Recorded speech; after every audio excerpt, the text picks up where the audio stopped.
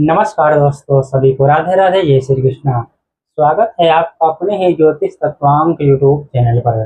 दोस्तों, आज की यह वीडियो कुंभ राशि वालों के लिए बहुत ही खास होने वाली है, क्योंकि इस वीडियो में आज हम बात करेंगे कुंभ राशि वालों का विवाह किस वर्ष में होता है, किस माह में होता है तथा किस दिशा में होता है। इसलिए कुंभ राशि का जो भी जातक हो, लड़का हो या फिर लड़की, कुंभ राशि वालों के लिए बहुत ही महत्वपूर्ण होने वाली है यह वीडियो। आइए दोस्तों, प्रारंभ करते हैं। इन लोगों का विवाह किस वर्ष में, किस माह में, किस दिशा में होता है। यदि विवाह से संबंधित किसी भी प्रकार की परेशानी आ रही है, विवाह नहीं हो पा रहा है, तो क्या उपाय करना चाहिए, कौन से निवारण करना चाहिए। यदि आप इन उपायों को करते हैं तो निश्चित रूप से आपके बहुत ही जल्द विवाह के भी योग बनेंगे। आइए दोस्तों, प्रारंभ करते हैं। दोस्तों, सबसे पहले हम जानते हैं जिन लोगों की कुंभ राशि होती है, ऐसे लोगों का नाम किन अक्षरों से प्रारंभ होता है। आइए दोस्तों, जिनकी कुंभ राशि होती है उनका नाम गु, गे, गो, सा, सी, सु, से, सो, दा। दोस्तों, इन 9 अक्षरों से जिन लोगों का नाम शुरू होता है, ऐसे लोगों की कुंभ राशि होती है। यदि लग्न चार्ट पर कहीं पर भी जन्म कुंडली पर चंद्रमा 11 नंबर पर विराजमान हो, ऐसे लोगों की कुंभ राशि होती है। दोस्तों, आइए आगे बढ़ते हैं। अब हम जानते हैं इनका विवाह का वर्ष कौन सा होता है। दोस्तों, जब इनकी उम्र 21 से लेकर के 25 और 30 के मध्य में होती है, जब इन लोगों का विवाह का बहुत प्रबल योग बनता है। महीने कौन से होते हैं विवाह का प्रबल योग बनता है। दोस्तों, मई, अक्टूबर और नवंबर, इन 3 महीनों में कुंभ राशि वालों का विवाह के बहुत प्रबल योग बनते हैं। दोस्तों, मान लो यदि मैंने जो यहाँ पर आपको योग बताया है, इन योगों में आपका विवाह नहीं हो पा रहा है, तो आपको अपने कुंडली का सबसे पहले भाव पर विचार करना चाहिए।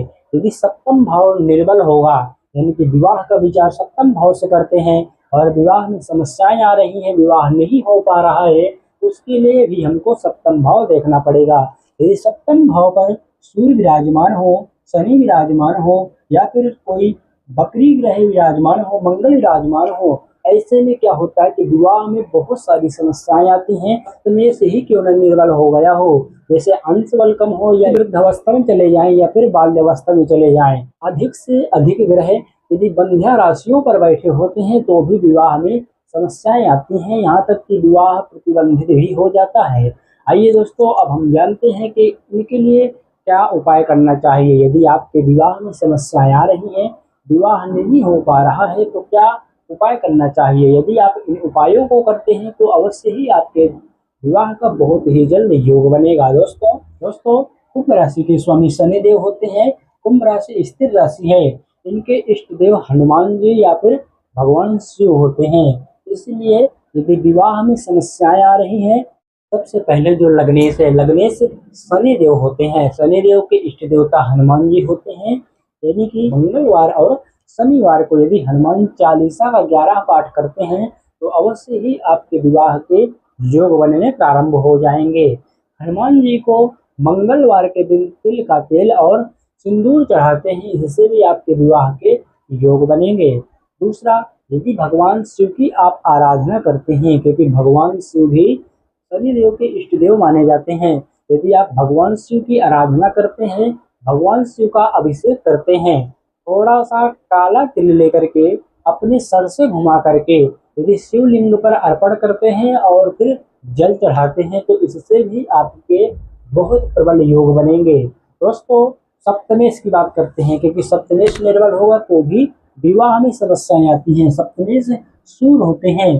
सूर्य भी भगवान शिव को इष्ट देव मानते हैं। इसलिए यदि आप शिव जी की पूजा पाठ करते हैं, शिव भगवान का अभिषेक करते हैं, तो अवश्य ही राशि स्वामी हो या फिर सप्तमेश हो, अवश्य ही आपको बहुत अच्छा लाभ देखने को मिलेगा। यदि व्यापार, बिजनेस, करियर या फिर स्वास्थ्य से संबंधित समस्याएं आ रही हैं, तो उसके लिए आपको शनिदेव के मंत्रों का जाप करना चाहिए। दोस्तों, शनिदेव का मंत्र है ओम प्राम प्रीम ओम सह शनये नमः।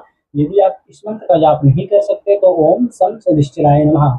दोस्तों, यदि आप इन 2 मंत्रों में से किसी एक मंत्र का जाप करते हैं तो अवश्य ही आपके जीवन में जो भी समस्याएं आ रही हैं, चाहे व्यापार से लेकर के हो, चाहे तो फिर आपके परिवार से लेकर के हो, या फिर आपकी शादी विवाह से संबंधित कोई भी समस्या हो, अवश्य ही यदि आप इन मंत्रों का जाप करते हैं तो आपको अवश्य ही बहुत अच्छा लाभ देखने को मिलेगा।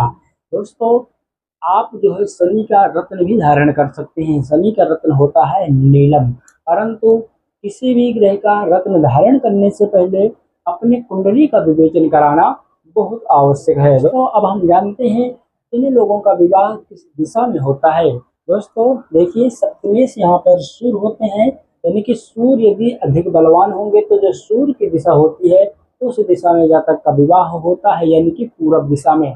परंतु यहाँ पर और भी बहुत सारे सूत्र लगेंगे, जैसे कि सप्तमेश जिस राशि में बैठा हो बलवान करके उस राशि की दिशा में होता है, या फिर सप्तमेश के साथ जो भी ग्रह बलवान बैठे होंगे उनमें से जो सबसे अधिक बलवान होगा जातक का विवाह उस ग्रह या फिर उस राशि की दिशा में होता है। तो दोस्तों, यह थी कुछ आज की विशेष जानकारी। वीडियो पसंद आई हो तो वीडियो को लाइक करें, चैनल को सब्सक्राइब करना ना भूलें। मिलते हैं अगली राशि मीन राशि को लेकर के, तब तक के लिए स्वस्थ रहिए, मस्त रहिए, ज्योतिष तत्वांक से जुड़े रहिए। वीडियो देखने के लिए आपका बहुत बहुत धन्यवाद।